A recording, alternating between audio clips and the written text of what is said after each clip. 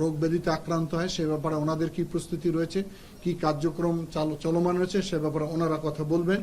পানি সম্পদ প্রতিমন্ত্রী বলবেন ওনার এই পানি সম্পদের ক্ষেত্রে কি কি ব্যবস্থা গ্রহণ করা হয়েছে।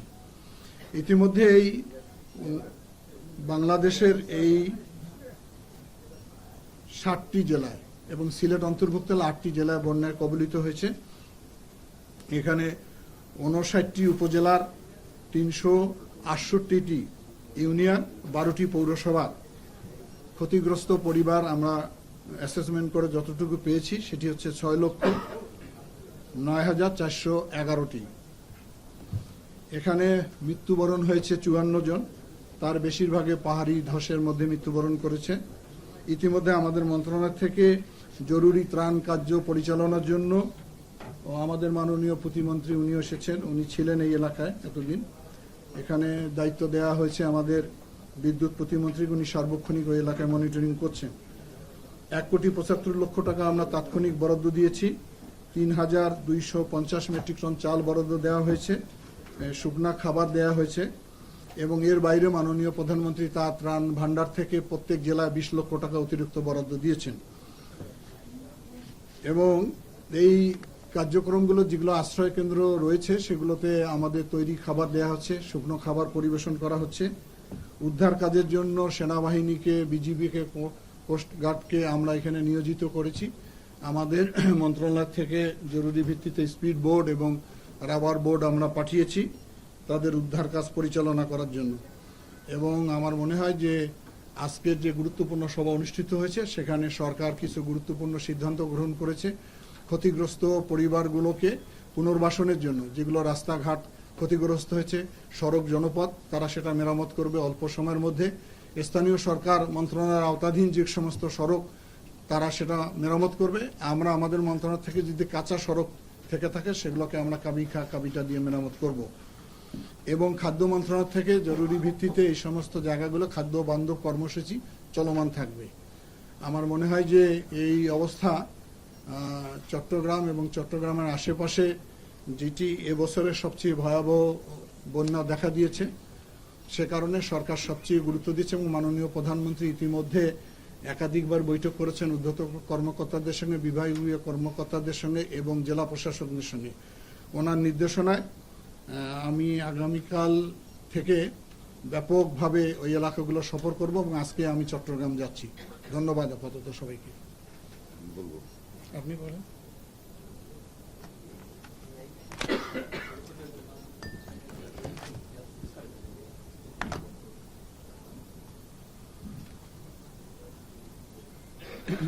বিসমিল্লাহির রহমানির রহিম। মাননীয় দুর্যোগ ত্রাণ মন্ত্রী, দুর্যোগ ত্রাণ মন্ত্রণালয়ের মাননীয় প্রতিমন্ত্রী, মাননীয় কৃষিমন্ত্রী, পানি সম্পদ বিভাগের মাননীয় প্রতিমন্ত্রী, সম্মানিত সাংবাদিক ভাই ও বোনেরা, আসসালামু আলাইকুম ওয়া রাহমাতুল্লাহি ওয়া বারাকাতুহু। অতিবৃষ্টির কারণে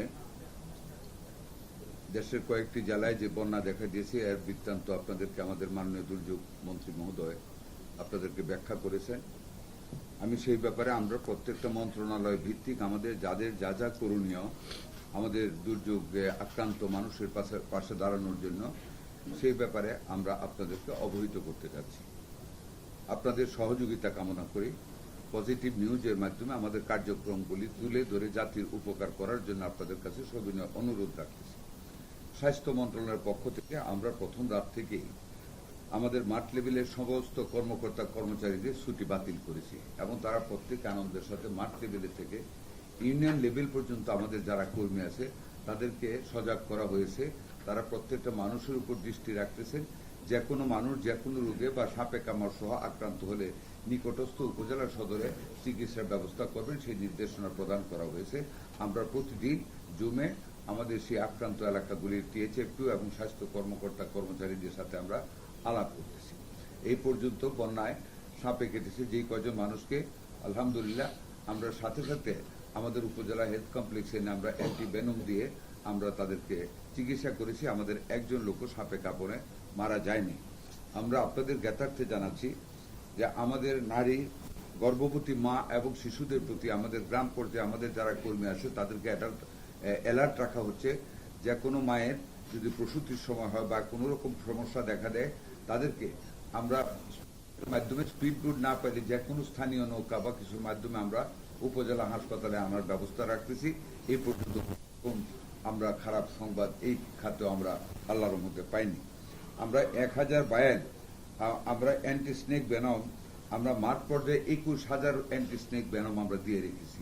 আল্লাহর রহমতে সাপে কাটলেও আমাদের কোনো রোগী চিকিৎসা ছাড়া মারা যাবে না যদি যথাসময়ে আনা যায়, এবং যথাসময়ে হাসপাতালে আনার জন্য আমরা আমাদের মাঠ কর্মীদের প্রস্তুত রেখেছি। এই পর্যন্ত 7,29,000 পানি বিশুদ্ধকরণটা, আপনারা জানেন বন্যার পরবর্তীতে পানির খুব প্রবলেম হয়, যেটা থেকে কলেরা দেখা দেয়। আমরা আমাদের স্বাস্থ্য মন্ত্রণালয় থেকে 7,29,000 পানি বিশুদ্ধকরণ ট্যাবলেট এরই মধ্যে দেওয়া শুরু হচ্ছে, ঘরে ঘরে আমরা দিচ্ছি। আমাদের হাতে 36,19,572টি ট্যাবলেট আরো স্টক রেখেছি। In case of any necessity আমরা সেগুলো সাপ্লাই করতে পারবো ইনশাআল্লাহ, কোনো অসুবিধা হবে না। 3,99,879 ব্যাগ স্যালাইন আমরা প্রস্তুত রেখেছি। বন্যা পীড়িত এলাকায় কলেরায় দেখা দিলে সাথে সাথে যেন আমাদের ওই উপজেলা হেলথ কমপ্লেক্সগুলিতে সেটা যাতে সরবরাহ করা যায় সেটা আমরা করেছি। নর্মাল স্যালাইন 99,995 স্যালাইন তাও আমরা রেডি রেখেছি। কলেরা দেখা দিলে পানি নামার সাথে সাথে হয় অনেক সময়, আপনারা জানেন। আমরা সম্পূর্ণরূপে সকল দিক থেকে আমরা প্রস্তুতি নিয়ে রেখেছি যাতে করে কোনো রকম দুর্ভোগ না হয়। এর মধ্যে সাতকানিয়াতে আমাদের পানি উঠেছিল হসপিটালে, সাথে সাথে আমরা সমস্ত যন্ত্রপাতি আমরা উপরে উঠিয়ে নিয়েছি এবং এখন পানি নেমে যাচ্ছে, আবার আমরা পুনরায় পুরোদমে কাজ করতেছি। মুদ্রা কথা হলো আমরা উই আর এ টিম। আমরা সেই ইউনিয়ন লেভেল পর্যন্ত সকল স্বাস্থ্য কর্মীদেরকে আমরা নিয়োজিত রেখেছি, ছুটি বাতিল করেছি। সার্বক্ষণিক জনগণের এবং নারীদের এবং শিশুদের স্পেশালি আমরা কেয়ার নিচ্ছি। সাপে কাটা রোগী আছে কিনা আমরা খবর রাখতেছি। এখন পর্যন্ত কলেরা শুরু হয়নি, বাট আমরা সজাগ আছি। সমন্বিতভাবে আমাদের প্রচেষ্টা চলছে যাতে করে আমরা অতীতের যে কোনো সময়ের তুলনায় বন্যা পীড়িত এলাকায় মানুষকে, নারী পুরুষদের, শিশুদেরকে আমরা যেন অধিক সেবা প্রদান করতে পারি। স্বাস্থ্য মন্ত্রণালয়ের পক্ষ থেকে আমরা সকল দিক থেকে আমরা সেই কার্যক্রম গ্রহণ করেছি। আশা করি আপনারা সেইগুলি তুলে ধরবেন, আমাদেরকে সহযোগিতা করবেন। আপনাদের সবাইকে ধন্যবাদ। আসসালামু আলাইকুম ওয়া রাহমাতুল্লাহি ওয়া বারাকাতুহু। সম্পদ বলে তারপরে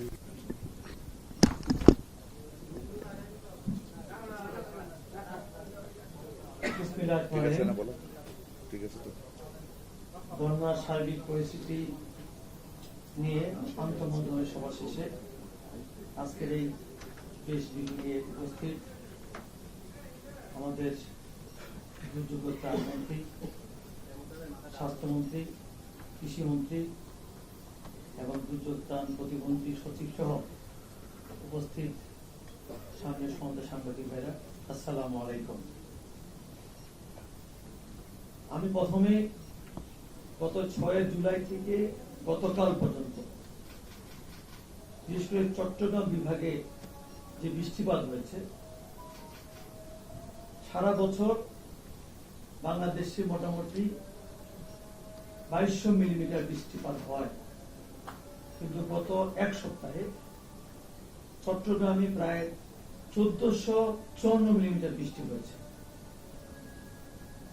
বান্দরবনে 1102 মিলিমিটার, কক্সবাজারে 846 মিলিমিটার। এই যে একটি বিভাগে অতিবৃষ্টির কারণে জলাবদ্ধতা এবং সেখান থেকে বন্যার সূত্রপাত হয়। আজকে শুধু আমি আপনাদেরকে এটুকু বলতে চাই, এই আমরা গত 12 জুলাই আমি নিজে, আমার সচিব এবং ডিজি মহোদয় সহ আমার চট্টগ্রামে বন্যার পরিস্থিতি সরজমিনে দৃশ্যমান হওয়া এবং সেই বন্যা পরিস্থিতি কিভাবে উত্তরণ করে তাদের পানি সম্পদ মন্ত্রণালয় থেকে, সেই বিষয়ে আমরা সেখানকার স্থানীয় এমপি, চট্টগ্রাম মেয়র, চট্টগ্রাম উন্নয়ন কর্তৃপক্ষের চেয়ারম্যান সহ আমরা সেইখানে চট্টগ্রাম সিটি কর্পোরেশন আমরা সেখানে প্রতিটি এলাকায় আমরা সেখানে দেখে এসেছি এবং কোথায় আমাদের পানি সম্পদ মন্ত্রণালয়ের কোন প্রজেক্টের কারণে যদি জলাবদ্ধতা হয় কিনা, একটি আমাদের প্রজেক্ট চলমান আছে যে ইতিমধ্যে সেনাবাহিনী প্রায় 95% প্রায় শেষ পর্যায়ে, সেখানে পতেঙ্গা পারে সেটা হয়তো আমরা হয়তো এই বছরের শেষের দিকেই আমরা সেটা হয়তো সিটি কর্পোরেশন হস্তান্তর করব।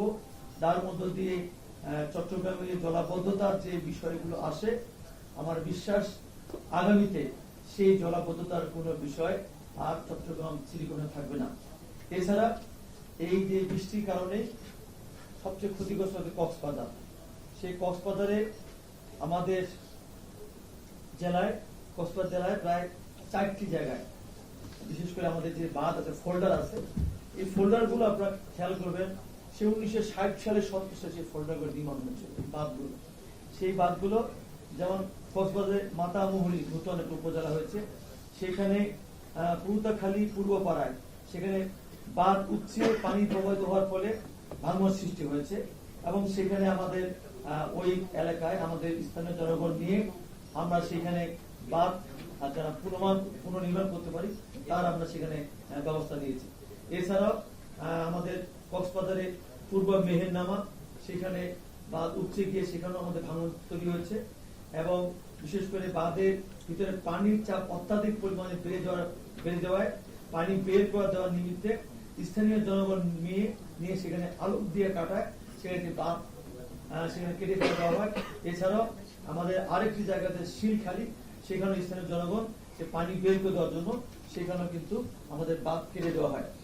আমরা এর পরবর্তীতে আমাদের কিছু সুইচ গেট গুলো আছে, সেই সুইচ গেট গুলো পুনর্নির্মাণ করার জন্য ইতিমধ্যে নির্দেশনা দিয়েছি, এবং আমাদের বিশেষ করে ইতিমধ্যে পানি কমে যাচ্ছে, এবং আমাদের বিশেষ করে যে পরিসংখ্যান আছে, আজকে 14 জুলাই সকাল 6টা পর্যন্ত কুশিয়ারা নদী, ফেঞ্চুগঞ্জ, সিলেট এবং মালপুলি সুনামগঞ্জ স্টেশনে যথাক্রমে 26 সেন্টিমিটার ও 6 সেন্টিমিটার আমাদের বিপদসীমার উপরে পানি প্রবাহিত হচ্ছে।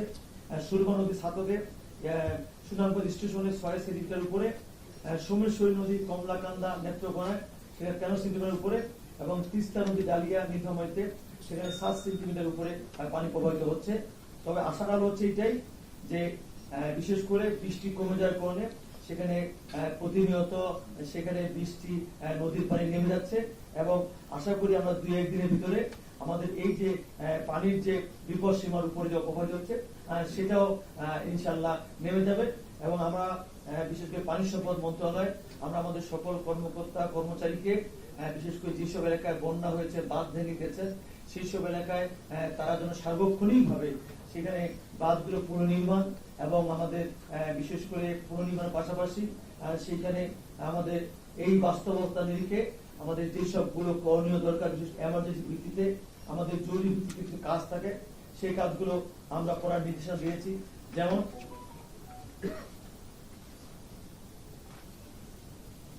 আমরা ইতিমধ্যে পানি সম্পদ মন্ত্রণালয় আমরা বিশেষ করে প্রতি বছরে আমরা কিন্তু বন্যার আগাম একটা প্রস্তুতি নিই।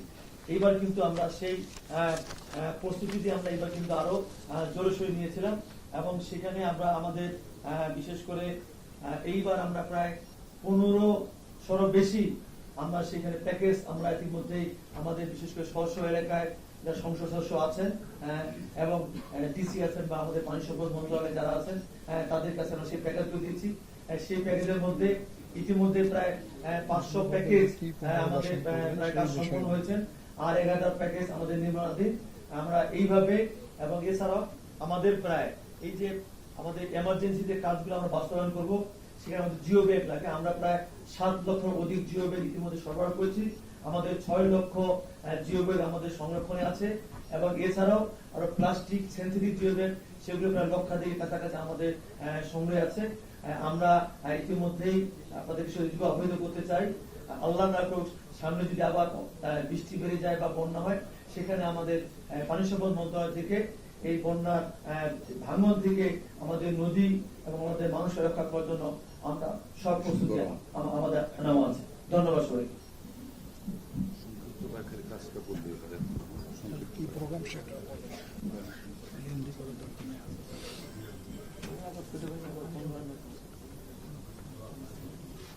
বিসমিল্লাহির রহমানির রহিম। আজকের এই সাংবাদিক সম্মেলনে উপস্থিত আমার সাথে আছেন মাননীয় প্রাণ পূর্ণবাসী মন্ত্রী, মাননীয় স্বাস্থ্যমন্ত্রী আছেন, মাননীয় পানি সম্পদ মন্ত্রী এবং কর্মপূর্ণ প্রতিমন্ত্রী, উপস্থিত সাংবাদিক বৃন্দ, আসসালামু আলাইকুম। আপনারা এর মধ্যে আমাদের দুজন মন্ত্রী এবং প্রতিমন্ত্রীর কাছ থেকে বর্তমান বন্যার পরিস্থিতি সম্পর্কে অবহিত হয়েছেন। আমরা কৃষি মন্ত্রণালয়ে এই মুহূর্তে কি কি আমরা সরকার করছি এবং এর জন্য প্রতিকারের জন্য আমরা কি করতে যাচ্ছি এই ব্যাপারে আপনাদেরকে আমি ব্যক্তিগতভাবে অবহিত করছি। বন্যাক্রান্ত যে এলাকাগুলি আছে এর ভিতরে এখনো অ্যাকচুয়ালি ধান কোপার সিজনটা আসেনি। খুব কম পরিমাণ ধান রোপণ করা হয়েছিল, এটা আমাদের জন্য একটা ভাগ্যের ব্যাপার। কিন্তু ক্ষতিটা যেখানে হয়েছিল এই মুহূর্তে বীজতলাতে কিন্তু বীজ ফেলে দেওয়া হয়েছিল, প্রচুর গাছ উঠে গেছে, ধান লাগানোর সময় এসছে। ঠিক এই সময়ে এই বন্যার কারণে আমাদের ধানের বীজ ওই এলাকায় অলমোস্ট নেই, ধানের বীজ আর নাই, ডুবে গেছে। কারণ এই চারাগুলি একেবারে ছোট ছোট থাকে। আপনারা জানেন 15 দিন বয়সে ধানকে উঠাতে হয়, উঠায় পুঁততে হয়। এই 10-15 দিন একেবারে কচি ধানের চারা, এই কয়েকদিনের বন্যা, এটা একদিনের পানির নিচে থাকলে ধানের চারাগুলি নষ্ট হয়ে যায়। এটা আমাদের একজনের একটা বড় সমস্যা সৃষ্টি করেছে। এর এই কারণে আমরা এগ্রিকালচার ডিপার্টমেন্টে বাংলাদেশের প্রতিটা ইউনিয়নের প্রতিটা ব্লকে আমাদের একজন করে অফিসার আছে। সুতরাং আমাদের কাছে প্রতিটা মুহূর্তে আপডেট আসতেছে, কোথায় কি অবস্থা আছে, আমাদের কি করণীয়, কবে করতে হবে। আমাদের অফিস এই পারপাসে আমাদের আলাদা একটা বুথ খোলা আছে, যেন ইনফরমেশন গুলি রেগুলার আমরা পেতে পারি। এবং আমি নিজে ব্যক্তিগতভাবে গতকাল রাত্রে 3টা পর্যন্ত আমি চাকরি ছিলাম, আমি জাস্ট খবর নিয়েছি অবস্থা। এই ফসলটা মানুষের জন্য অত্যন্ত ইম্পর্টেন্ট। তো আমরা এরই মধ্যে আমাদের প্রধান সমস্যা হয়েছে এটা, যারা ধান লাগাইয়া ফেলছিল তাদের ওই ধানগুলি মারি গেছে। একই করে হয়েছে কি, তার যে সার যে পরিমাণ প্রয়োগ করেছে ওই সারগুলি নতুন করে আবার প্রয়োগ করতে হবে। যার কারণে আমরা কৃষি মন্ত্রণালয়ের পক্ষ থেকে আগামী 2-3 দিনের মধ্যে আমরা ওই অঞ্চলে, যে অঞ্চলগুলি ফ্লাড এফেক্টেড, বন্যা এফেক্টেড হয়েছে, ওই অঞ্চলগুলিতে আমাদের এগ্রিকালচারের এই বিভিন্ন ডিপার্টমেন্টের অনেক ল্যান্ড আছে, যেমন ডিএডিসির আছে, রাইস রিসার্চ ইনস্টিটিউটের আছে। এই ল্যান্ডগুলিকে আমরা আজকে অর্ডার দিয়ে দিচ্ছি প্রিপারেশন নেওয়ার জন্য, এবং ওইখানে আমরা ওইটাকে বীজতলা হিসাবে তৈরি করব এবং আমরা নিজেরাই এই বীজ বোনার চেষ্টা করব। কারণ যাদের জমি পানির নিচে গেছে, আমরা যদি তাকে ধানটা দিতে পারি, আমরা ধানও দিতে পারি, কিন্তু হয়তোবা তার জমিটা তখন উঠেনি, পানি শুকাবে না। কারণ এই বীজ কোপার জন্য আপনার একটা বীজ আছে আমাদের 15 আগস্ট পর্যন্ত একটা জাত আছে, ওইটা আমরা ব্যবহার করতে পারবো। ওই জাতগুলি আমরা আমাদের নিজস্ব বীজতলাতে বীজ তৈরি হচ্ছে, যাতে করে পানি শুকানোর সাথে সাথে আমরা ওই বীজটা তুলে কৃষক পর্যায়ে আমরা তার প্রয়োজন অনুযায়ী আমরা ডিস্ট্রিবিউশন করতে পারি। আমি আবারও কথাটা রিপিট করছি, আমাদের কিন্তু প্রত্যেকটা ইউনিয়নের ব্লক পর্যায়ে আমাদের একজন করে অফিসার আছে, সহকারী কৃষি কর্মকর্তা। উনি নিজেই জানে ওনার কাছে আমাদের ওই এলাকার কোন কৃষকের কতটুকু জমি আছে ওই ব্যাপারে প্রায় ডিটেলস ডাটা তার কাছে আছে। কারণ সে দিনের প্রায় পুরাটা সময় ওই 3টা ওয়ার্ডের ভিতরেই ঘুরে, ওদের সাজেশন অনুযায়ী আমরা ওইভাবে ওইটা বিলি করব। আরেকটা সমস্যা যেটা আছে আপনারা জানেন, এই বন্যার পানিতে যেটা হয়েছে সেটা হলো বিশেষ করে গরুর খাবার। গরুর যে খড়ের পাড়া যেটা ছিল ওইটা ভিজে গেছে অথবা বন্যায় নিয়ে গেছে। ঘাস যেটা ছিল সেটাও বন্যায় ডুবে নষ্ট হয়ে গেছে। ইভেন চাষের গাছও অনেকটা নষ্ট হয়ে গেছে, যার কারণে এই গো খাদ্য এবং গো রোগ, খরা রোগ, এই দুইটার ব্যাপারে আমরা যথেষ্ট সচেতন আছি। এর মধ্যে আমরা আশা করি আগামী দুই একদিনের মধ্যে আমরা ওই এলাকায় আমাদের অফিসাররা কাজ করছে। আমরা দিচ্ছি যে গোখাদ্য, ড্রাই গোখাদ্য যেটা আছে রেডিমেড, সেটা দেওয়ার জন্য, কারণ ওখানে ঘাস নাই, ওখানে খড় নাই। আমরা দ্রুততম সময় তাদেরকে খড় এবং বা ভুসি জাতীয় খাবার, ড্রাই খাবার দেওয়ার জন্য, গরুর জন্য, ছাগলের জন্য।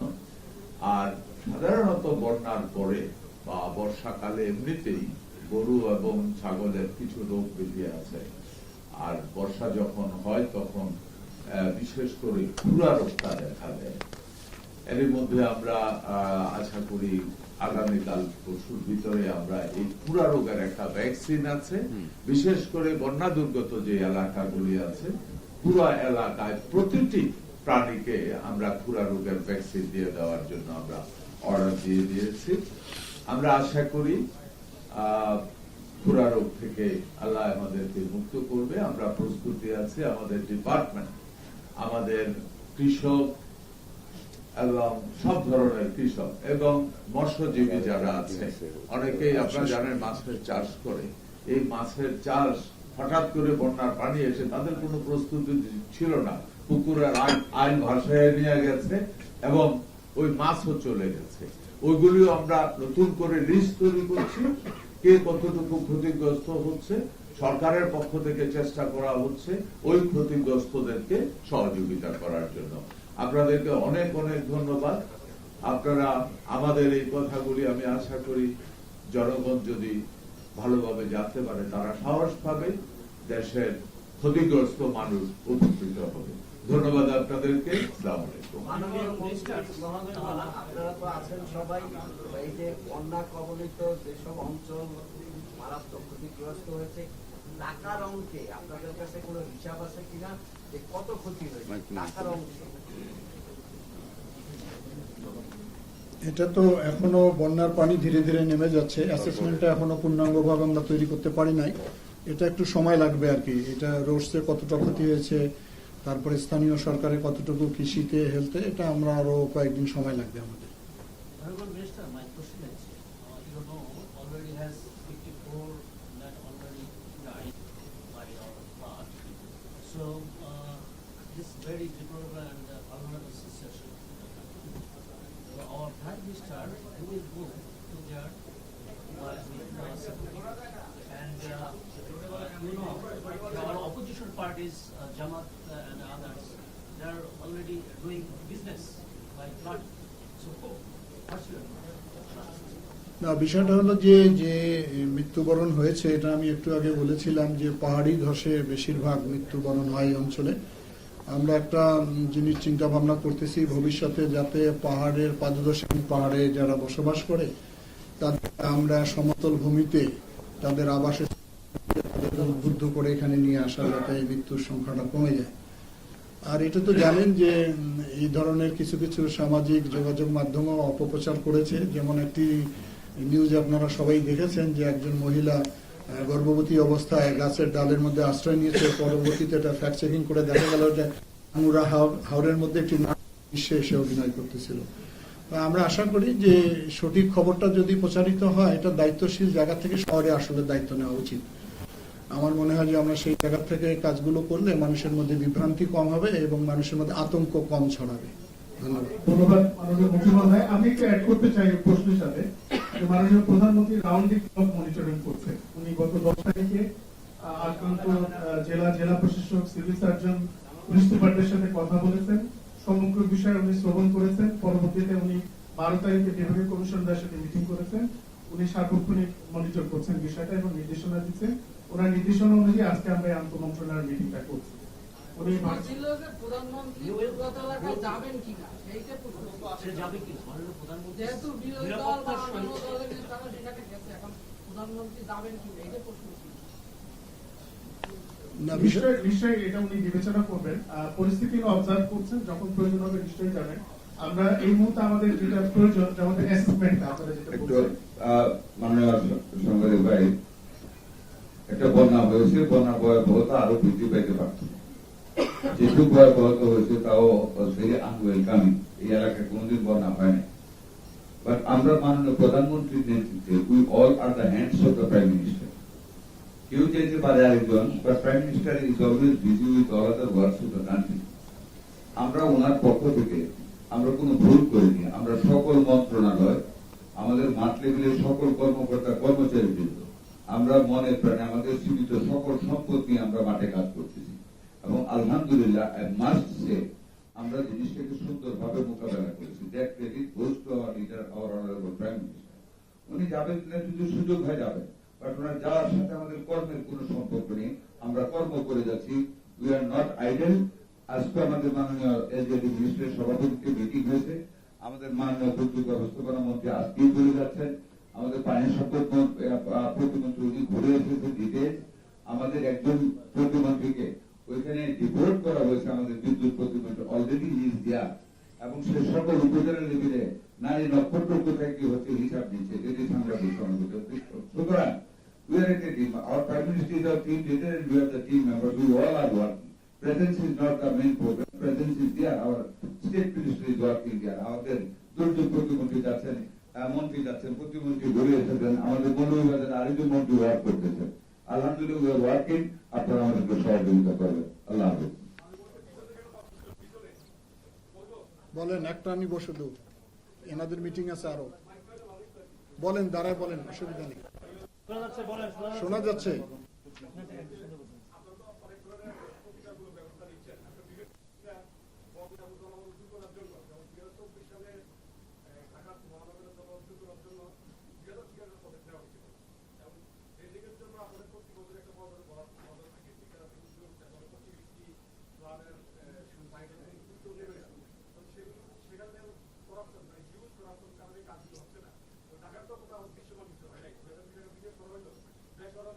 কোনো করাপশন হবে না। করাপশনের ব্যাপারে তো আমরা জিরো টলারেন্স, এটা তো আগের সরকারের সময় কার্যক্রম। আমরা এই ব্যাপারটা নিবিড়ভাবে পর্যবেক্ষণ করব এবং আমরা দায়িত্ব নিয়ে কথা বলতে পারি যে কোনো ধরনের দুর্নীতিকে এই সরকার প্রশ্রয় দেয় না। মাননীয় প্রধানমন্ত্রীর কড়া নির্দেশনা রয়েছে, আমরা সেই ব্যাপারে মাঠ লেভেলে মনিটরিং করতেছি। ধন্যবাদ। ওই যে কৃষিমন্ত্রী বললেন যে বীজ দেয়া হবে, সার দেয়া হবে, প্যাকেজ প্রণোদনা দেওয়া হবে, ওই যাতে বীজতলাগুলো তারা তৈরি করতে পারে এবং তারা পরবর্তীতে স্বাভাবিকভাবে কৃষি কাজগুলো করতে পারে।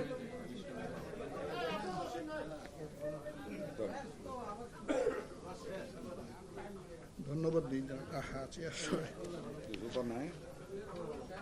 তো সকল গণমাধ্যমের সাথী ভাইদেরকে ধন্যবাদ জানাই যে তারা আজকে আমাদের এই প্রেস ব্রিফিংটাকে আন্তরিকতার সঙ্গে গ্রহণ করেছেন এবং আগামী দিনে যে কার্যক্রমগুলো আমরা পরিচালনা করতেছি বা চলমান রয়েছে এগুলো যেন আপনারা